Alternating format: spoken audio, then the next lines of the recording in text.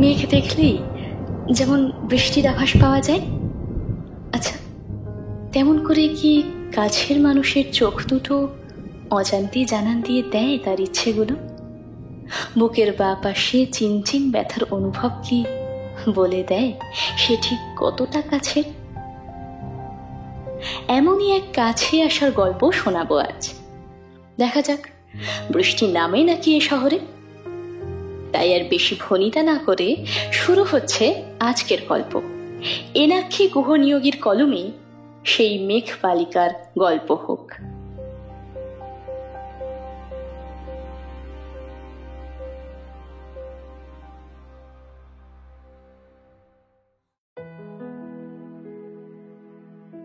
নীল অনেকক্ষণ হলো অপেক্ষা করে আছে একজনের জন্য।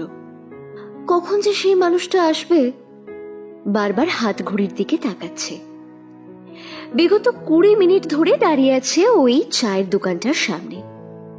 এখানেই সে নীলকে দাঁড়িয়ে থাকতে বলেছিল।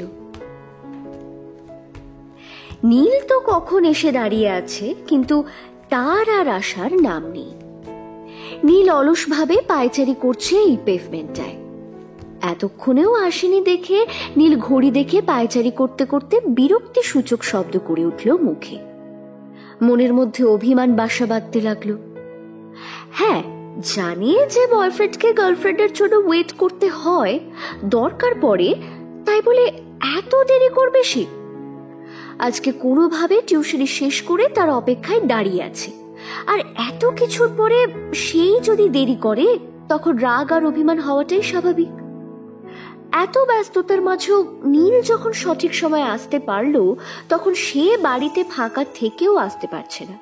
এত দেরি হচ্ছে তার। নীল মনে মনে মনস্থির করলো ও আর 5 মিনিট দাঁড়াবে, তারপরেও যদি সে না আসে তবে সে বাড়ির পথে হাঁটা দেবে। 5 মিনিট কেটে যাওয়ার পরেও সে না আসায় নীল একটা ছোট্ট নিঃশ্বাস ফেলে শেষবারের জন্য পেছন দিকে ঘুরে তাকালো। না, এখনো আসেনি সে। বুকের মাঝে পাহাড় সমান অভিমান নিয়ে বাড়ির পথে হাঁটা দিতে যাবে, হঠাৎ নিজের পিছনে এক সুমধুর কণ্ঠস্বর শুনতে পেয়ে থমকে দাঁড়িয়ে পড়ল। নীল। এই গলার স্বর শুনতে পেয়েই নীলের ঠোঁটে হাসির রেখা ফুটে উঠল। এতক্ষণ ধরে এই মানুষটারই তো অপেক্ষায় ছিল সে। তবে নীল তার দিকে মুখ ঘোরানোর আগেই ইচ্ছে করেই মুখটাকে গম্ভীর করে নিল, বোঝাতে চাইল যে তার খুব অভিমান হয়েছে। এতক্ষণ ধরে ওকে অপেক্ষায় রেখেছে সে, তাই নীলের মনে আজ প্রচুর অভিমান জমেছে। এত ব্যস্ততার মধ্যেও কোনোভাবে টাইম করতে পেরেছে নীল, তাও যদি সে সময় মতো না আসতে পারে তখন কার না রাগ হয়। হ্যাঁ, একদম ঠিক সময় মতোই যে আসতে হবে তা নয়, তবে প্রায় আধ ঘন্টা দেরি করে আসবে, এ কেমন কথা? আর তারপর ওদের দুজনের একে অপরের জন্য সময় বহু কষ্টে বার হয়, দুজনের কাজের চাপের ফলে। আর সেখানেও যদি লেট করে আসে তাহলে তো একে অপরের সাথে একান্তে কিছুটা টাইম স্পেন্ড করার সময়টাও তো আরো কমে যাবে। আর যেখানে নীল তার প্রেয়সীর সাথে প্রতিটা মুহূর্ত উপভোগ করতে চায়, সেখানে নীলের কাছে প্রতিটা মুহূর্তই দামি। এতক্ষণে নীলকে অপেক্ষাকৃত রেখেছে বলে নীলের মনে আজ বড্ড অভিমান জমেছে। ও চায় তার প্রেয়সী ওর অভিমান ভাঙাক, তাই মুখ গম্ভীর করেই সামনে ফিরল। সামনে ঘুরতেই দেখতে পেল একটি মেয়ে লাল কুর্তি আর সাদা লেগিংস পরে দাঁড়িয়ে আছে। চুল খোপা করা, সম্ভবত হাওয়ার ফলে বেশ কয়েকটা চুল মুখের উপর ছড়িয়ে আছে, আর চুলগুলো উলট পালট হয়ে গিয়েছে। কপালে বিন্দু বিন্দু ঘাম, মুখে কোনো প্রসাধনী নেই, খালি একটু কাজল মাখা আছে চোখে। আর সেই কাজল মাখা চোখই যথেষ্ট নীলকে ঘায়েল করে দিতে, তার প্রতি আরো আসক্ত করে তুলতে। তবে মেয়েটা যে হাঁপিয়ে গেছে সেটা ভালোই বোঝা যাচ্ছে। দেরিতে বাড়ি থেকে বেরোলে যা হয় আর কি। নীল খুব ভালো করে জানে রিতার বদভ্যাস। ও খুব দেরিতে নিজের বাড়ি থেকে বের হয়, আর যার ফলে কোথাও যাওয়ার জন্য তাড়াহুড়ো করতে হয়, আর শেষমেশ মেয়েটা হাঁপিয়েই যায়। মুখের মধ্যে এক অদ্ভুত মায়া খেলে বেড়াচ্ছে। টানা টানা কাজল মাখা চোখ মেলে রীতা নীলের দিকে কিছু বলবে এই আশায় তাকিয়ে আছে। নীল একটা ঢোক গিলল। না না, এখন রীতার মোহতে পড়ে গেলে চলবে না। তাই জন্য গলা খাঁকড়ে গম্ভীর গলায় বলে উঠল, কি হলো, তোমার এত দেরি হলো যে? রীতা বেশ বুঝতে পারল নীল অভিমান করে বসে আছে। অবশ্য ওর ওপর রেগে থাকাই স্বাভাবিক। ও আজকে যা লেট করে ফেলেছে, ও জানে যে নীল অনেকক্ষণ ধরে অপেক্ষা করে আছে, কিন্তু ওই বা কি করবে। আজকে মায়ের এক অতিথি আসায় তাকে আপ্যায়ন করতে করতে দেরি হয়ে গিয়েছিল। তারপর রাস্তায় জ্যাম, সব মিলিয়ে অবস্থা বেগতিক হয়ে দাঁড়িয়েছিল। আস্তে আস্তে ঠিকই ভেবেছিল আজকে ওর কপালে শনি নাচছে। নীলকে গম্ভীর থাকতে দেখে রীতা মনে মনে বলল, এই রে, বাপু যে আমার উপর গোসা করে আছে। উফ, মায়ের ওই আত্মীয়টাকে আজই আসতে হলো। ধুপ, কোথায় ভাবলাম আগে ভাগে গিয়ে বেশি করে সময় কাটাবো। ঠিক আছে, তুমি অভিমান করে আছো তো কি হয়েছে, তবে তোমার অভিমানও আমি ভাঙাতে জানি, সে তুমি যতই অভিমান করে থাকো না কেন। মনে মনে এইসব ভাবলেও মুখে বলল, আসলে আজকে বাড়িতে গেস্ট এসেছিল, মা বকা দেওয়াতে গেস্টদের আপ্যায়ন করতে হয়েছিল, তারপর রাস্তায় জ্যাম, এর মধ্যে কি করে আগে আসি বলতো। এই কথাতে অভিমানের বরফ অনেকটা গলে গেল নীলের। তারপর রীতাকে কাঁচুমাচু করে মুখ করে দাঁড়িয়ে থাকতে দেখে দয়াও হলো ওর ওপর। তবুও ও কঠিন গলায় বলে উঠল, থাক, যখন এতই প্রবলেম ছিল তখন আজকে আসতে গেলেই বা কেন? বাড়িতে থাকলেই পারতে। তোমাকে কতবার বলেছি যে আগে ভাগে বাড়ি থেকে বেরোবে, তুমি তো আমার কথা শুনবে না। যে না আসলেই পারতে। তোমার ব্যাপারটা আমি বুঝছি, কিন্তু আমি যে এতক্ষণ দাঁড়িয়েছিলাম সেবেলা। ছোট ছোট জিনিসেও আমরা আমাদের কাছের মানুষের ওপর রাগ অভিমান করে ফেলি, যেগুলো নিতান্তই ছোটখাটো ব্যাপার, খুব একটা সিরিয়াস ব্যাপার না হলেও করেই ফেলি। আসলে আমরা মনে মনে চাই আমাদের পছন্দের মানুষটা আমাদের অভিমান ভাঙাক, তাদের মিষ্টি অত্যাচারে আমাদের অভিমান গলিয়ে জল হয়ে যাক। কিন্তু এইসব কথা তো আর মুখে ব্যক্ত করা যায় না, অপরদিকের মানুষটাকে বুঝে নিতে হয়। আচ্ছা বাবা, সরি। নীল কোনো প্রতিউত্তর দিল না। আগের মতোই রীতার থেকে মুখ ঘুরিয়ে দাঁড়িয়ে রইল। তবে আর চোখে রীতার দিকে তাকালো ঠিক। রীতা নিজের মাথাটা উঁচু করে আগের মতো নীলকে ওর থেকে মুখ ঘুরিয়ে দাঁড়িয়ে থাকতে দেখে বুঝল নীলের অভিমান এখনো কমেনি, এখনো রীতার উপর রাগ করে আছে। রীতা মুচকি হেসে পা উঁচু করে টুপ করে নীলের গালে কিস করে দিল। তারপর মুচকি হাসতে হাসতে নিজের মুখ সরিয়ে দিল নীলের গালের কাছে। নীল অভিমান ভরে দাঁড়িয়েছিল, কিন্তু হঠাৎ কারোর ঠোঁটের স্পর্শ নিজের গালে পাওয়ায় চমকে উঠল। বেশ বুঝতে পারল রীতাই করেছে। এই ঠোঁটের স্পর্শ ওর চেনা। রীতার ঠোঁট ওর গালে স্পর্শ করায় ওর চোখ আপনা আপনি বড় হয়ে গেল। হার্টবিট দ্রুত গতিতে বাড়তে থাকল। প্রেমিকার এই প্রেমের পরশে শিহরিত বোধ করল। বড় বড় চোখ করে অবিশ্বাস্য দৃষ্টিতে রীতার দিকে তাকালো। রীতাও নীলের দিকে তাকিয়ে আছে, তবে ওর মুখে একটা মিষ্টি লাজুক হাসি লেগে রয়েছে। রীতা নীলকে ওর দিকে অমন ভাবে তাকিয়ে থাকতে দেখে ঠোঁট কামড়ে সলজ্জ গলায় বলে উঠল, কি রাগ কমলো তবে? ওর কথায় নীলের চেতনা ফেরে। ও এতক্ষণ নিজের প্রেমিকার লজ্জামাখা মুখের দিকে এক দৃষ্টিতে মুগ্ধ ভরে তাকিয়েছিল। রীতার গাল দুটো লজ্জায় রক্তিম আভা ধারণ করেছে, আর এই মুহূর্তে রিতার সেই মুখের পানের দিকে চেয়ে নীল আবার নতুন করে রিতার প্রেমে পড়ে গেছে, আর নতুন করে ওর প্রতি আকর্ষিত আর মোহিত হয়ে উঠেছে। তারপর নিজের প্রেয়সীর কাছ থেকে এমন একটা মিষ্টি উপহার পেয়ে বেচারা ঘরেই চলে গিয়েছিল। রিতার এই কথায় নীল বাঁকা হাসি হেসে বলে উঠল, ওইটুকুতে আমার অভিমান গলবে না ম্যাডাম। আমার তো অন্য আরেক জায়গায় কিস চাই, তবে হয়তো অভিমান গলতে পারে। অন্য আরেক জায়গায় মানে? নীল নিজের ঠোঁটে আঙুল রেখে ইঙ্গিত করল, আর সেটা দেখে বেচারি রিতা আবার লজ্জায় পড়ে গেল, ব্লাশ করতে লাগলো। রক্তিম আভাযুক্ত গাল নিয়ে চোখ বড় বড় করে নীলের দিকে তাকিয়ে বলে উঠল, এই, আমরা পাবলিক প্লেসে আছি, তুমি পাগল হলে নাকি? লোকে কি ভাববে? হ্যাঁ, আমি সত্যি তোমার প্রেমে পাগল হয়ে গেছি। আর লোকে কি ভাববে সেটা নিয়ে আমার কিচ্ছু যায় আসে না ডার্লিং।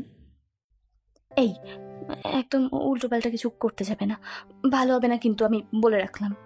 আচ্ছা ঠিক আছে, আর বকতে হবে না, এখন কিছু করবো না। তবে তোমার এই পানিশমেন্টটা ডিউ রইল, খুব শীঘ্রই এটা একটা ইস্পার ওস্পার আমি করছি। রিতা মুখ বেঁকালো, আর সেটা দেখে নীল হেসে ফেলল। ওরা দুজন বেরোতে যাবে, হঠাৎ মেঘ ঘন কালো হয়ে এলো, আর গম্ভীর গলায় মেঘ ডাকতে লাগলো।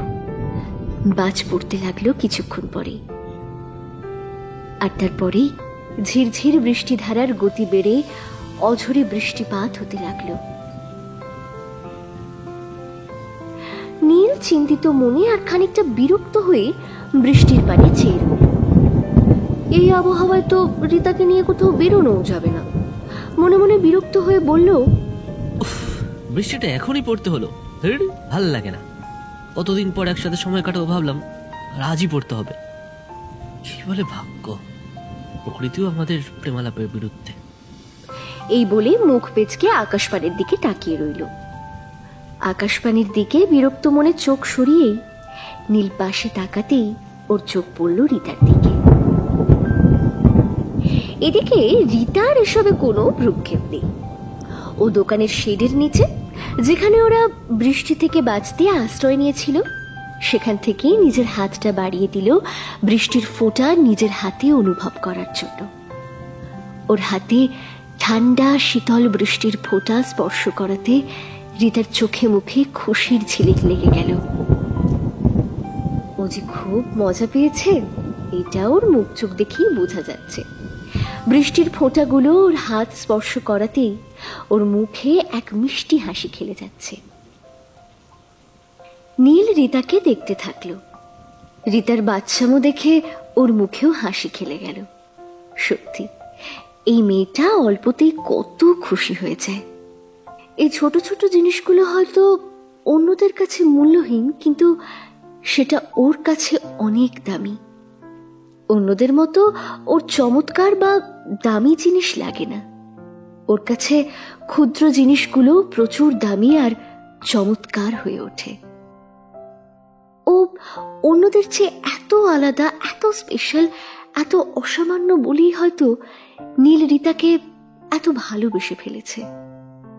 যে মূল্যের পিছনে না ছুটে ক্ষুদ্র জিনিসকেই মূল্যবান করে তোলে, তাহলে তো সেই মানুষটা আসলেই অনেক দামি আর মূল্যবান।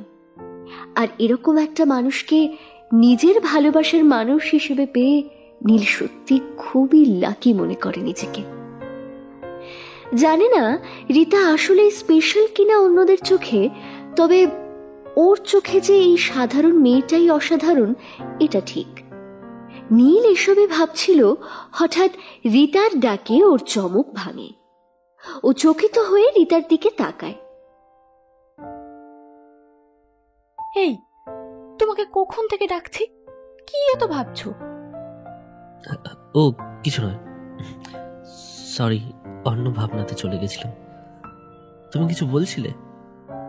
এই শোনো না, বলছি বৃষ্টিতে ভিজি না গো। উফ, এরকম ওয়েদারে বৃষ্টিতে না ভিজলে হয় নাকি? বৃষ্টি হচ্ছে ভালোবাসা আমার কাছে। এই স্নিগ্ধ আবহাওয়ায় নিজেকে একটু ভাসিয়ে নিতে চাই। চলো, তুমিও আমার সাথে ভিজবে। পাগল নাকি? এই বৃষ্টির মধ্যে ভিজবে, তারপর ঠান্ডা লাগবে আর কি। না না, এই বৃষ্টিতে ভেজা যাবে না। হ্যাঁ, আমি তো বৃষ্টিতে ভিজবই না, তুমিও না। আর এরপরে ভিজলে কিন্তু খুব বকা খাবে, বলে রাখলাম। আমি যেন ওনার বকাতে তোয়াক্কা করছি। যতই বকা দাও, আমি বৃষ্টিতে ভিজবই। তোমাকে বৃষ্টিতে ভিজতে হবে না। এই বলে রীতা নীলের কথার তোয়াক্কা না করে বৃষ্টিতে বেরিয়ে পড়ে। রীতা ফাঁকা রাস্তার মাঝে গিয়ে দাঁড়ালো। বৃষ্টি পড়ছে, আশেপাশের সবকিছুই আবছা দেখাচ্ছে। বৃষ্টির ফোঁটাগুলো ওর গা বেয়ে নিচে নেমে যাচ্ছে। রাস্তায় ভরাট জল, তার উপর রীতা আনন্দের চোটে লাফাচ্ছে, আর যার ফলে জল ওর জামার উপর এসে পড়ছে। নিজের দুহাত প্রসারিত করে মুখে হাসি টেনে আকাশের পানে তাকিয়ে চোখ বন্ধ করে বৃষ্টি নিজের গায়ে অনুভব করছে সে।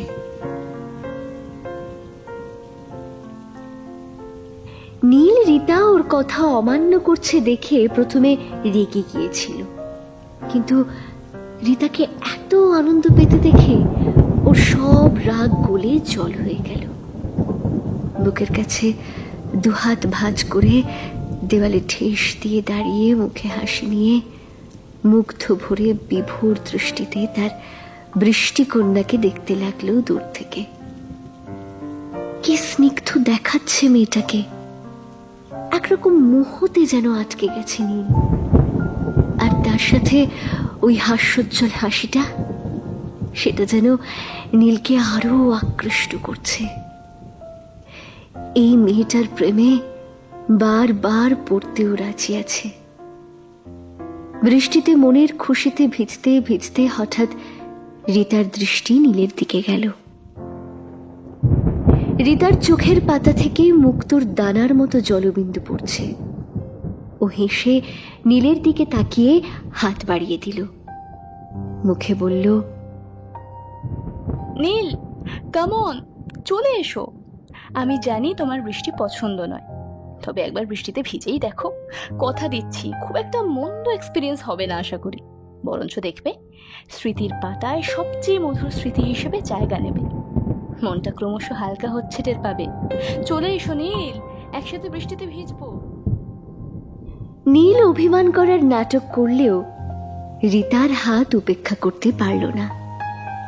একটু ইতস্তত করে রীতার হাতে হাত মেলালো। রীতা ওর হাতটা ধরে টেনে নীলকে নিজের কাছে নিয়ে এলো। এত জোরে টানার ফলে নীল নিজেকে সামলাতে না পেরে রীতাকে জড়িয়ে ফেলল। রীতা নীলকে নিজের বাহুডোরের মধ্যে আরো শক্ত করে জড়িয়ে ফেলে হেসে ফেলল। নীল মুগ্ধ দৃষ্টিতে রীতার সেই স্নিগ্ধ প্রাণবন্ত হাসির দিকে তাকিয়ে রইল। বৃষ্টির জলবিন্দু নীলের চুল গড়িয়ে পড়ছে। নীলের প্রথম দিকটা একটা অস্বস্তি হলেও এখন হঠাৎ করে ওর মধ্যে এক অদ্ভুত রকমের ভালো লাগা খেলে গেল।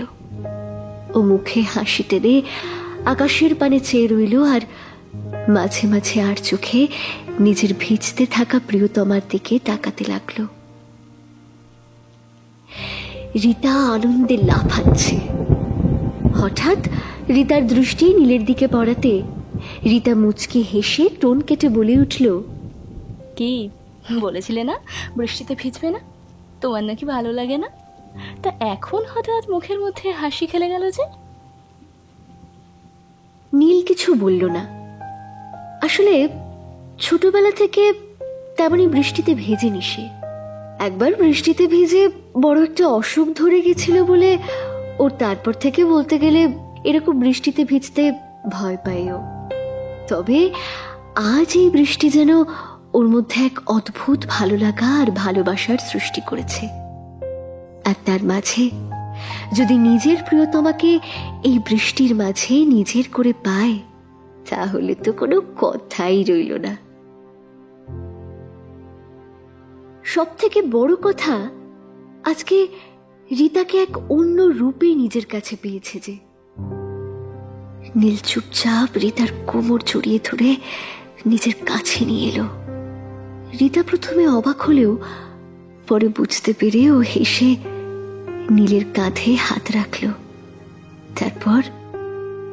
তারপর দুজনে স্লো ডান্স করতে লাগলো ফাঁকা রাস্তায়। এই তুমুল বৃষ্টির মধ্যে আশেপাশে কোনো জনমানব নেই, মাঝে মাঝে মেঘ ডাকছে।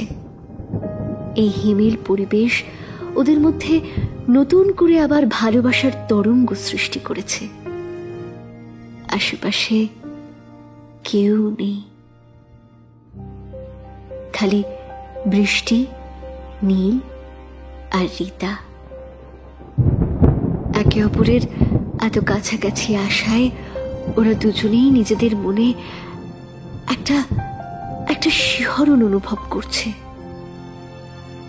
বেশ কিছুক্ষণ বৃষ্টির মাঝে একান্তে টাইম স্পেন্ড করার পর নীল আর রীতা সেই চায়ের দোকানের ছাউনির নিচে আশ্রয় নিলে। বৃষ্টি ধরে এসেছে, তবে ওরা দুজনে এক প্রকার কাক ভেজা। এরপর বৃষ্টিতে ভিজলে আর দেখতে হবে না। চায়ের দোকানের শেড বা ছাউনির নিচে বেঞ্চটায় ওরা দুজনে বসল। বৃষ্টিতে ভিজে রীতাকে আরো মায়াবী লাগছে। পুরো বৃষ্টিকন্যা, নীলের বৃষ্টিকন্যা।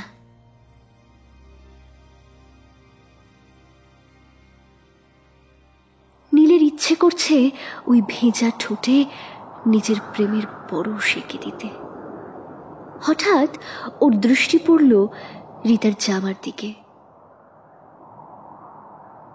জলে ভেজার কারণে জামাটা ভিজে গায়ের সাথে লেপটে গেছে, আর অন্তর্বাস ভালোই দেখা যাচ্ছে। ও পুরুষ, এরকম অবস্থাতে নিজেকে সামলানো মুশকিল হয়ে যাচ্ছে। তবুও নিজেকে সংবরণ করে অন্যদিকে চোখ ঘুরিয়ে নিল। আর সব থেকে বড় কথা, ও চায় না রীতার পরিস্থিতির সুবিধা নিতে। যেদিন রীতা স্বইচ্ছায় নিজেকে মেলে ধরবে ওর সামনে, সেদিন কি না হয় ও ভেবে দেখবে। ও রীতার ওপর জোর খাটিয়ে পরিস্থিতিটাকে অস্বস্তিকর করতে চায় না, তাই নিজের চোখ ঘুরিয়ে নিল অন্যদিকে। তবে চোখ ঘুরিয়ে নিলেও ওর মাথার মধ্যে একটা ভাবনা ঘুরতে লাগলো। আচ্ছা, যদি রীতাকে এরকম অবস্থায় অন্য কেউ দেখে ফেলে?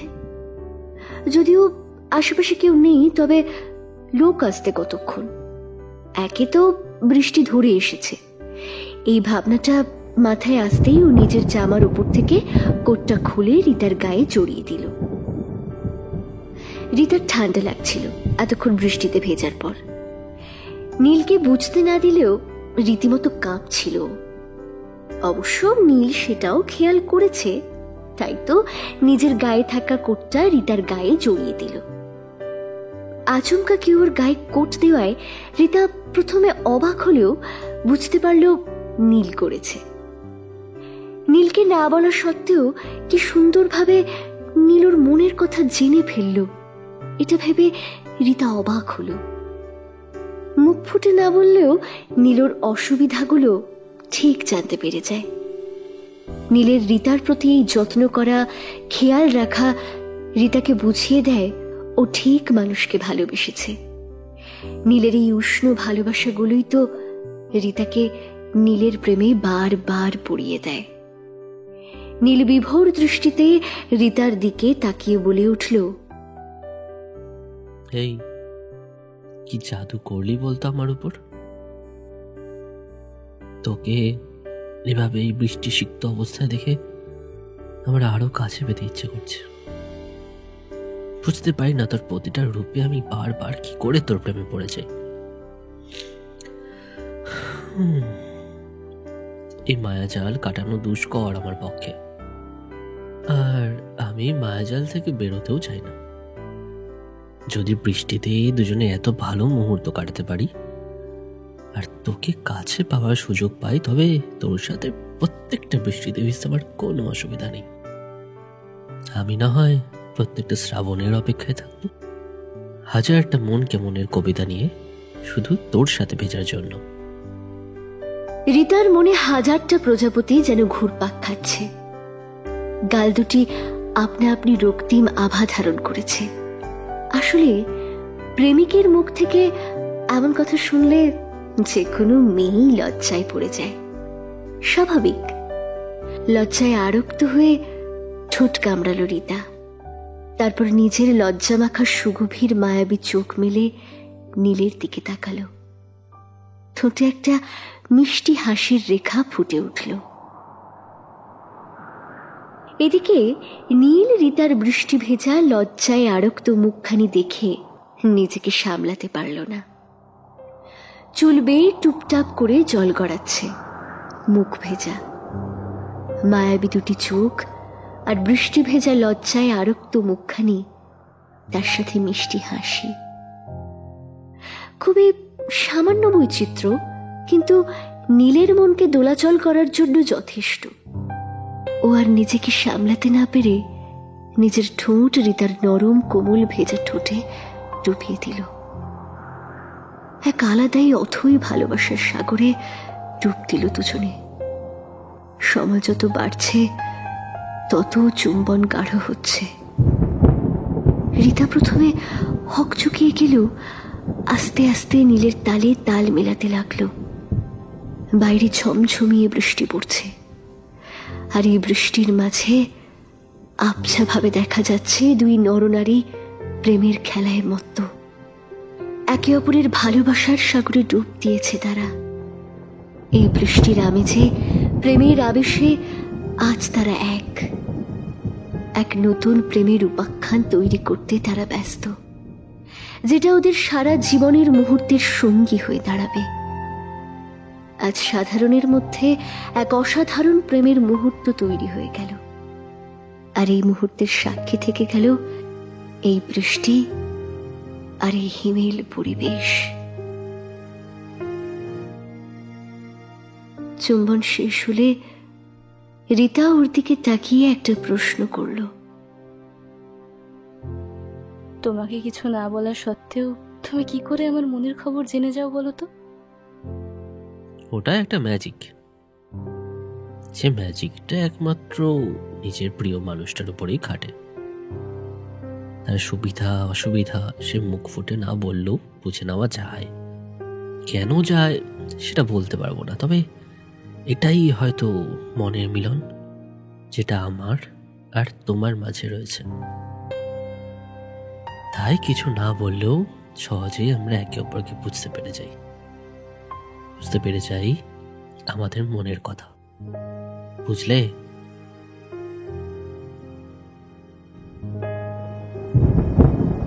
জোনাকি শুনছ নাকি, ওই চলে নিভে বলে যায়, ডানাতে কেন মন খারাপ লিখে পাঠিয়েছে তোমার পাড়ায়। জোনাকি শুনছ নাকি, ওই চলে নিভে বলে যায়, ডানাতে কেন মন খারাপ লিখে পাঠিয়েছে তোমার পাড়ায়।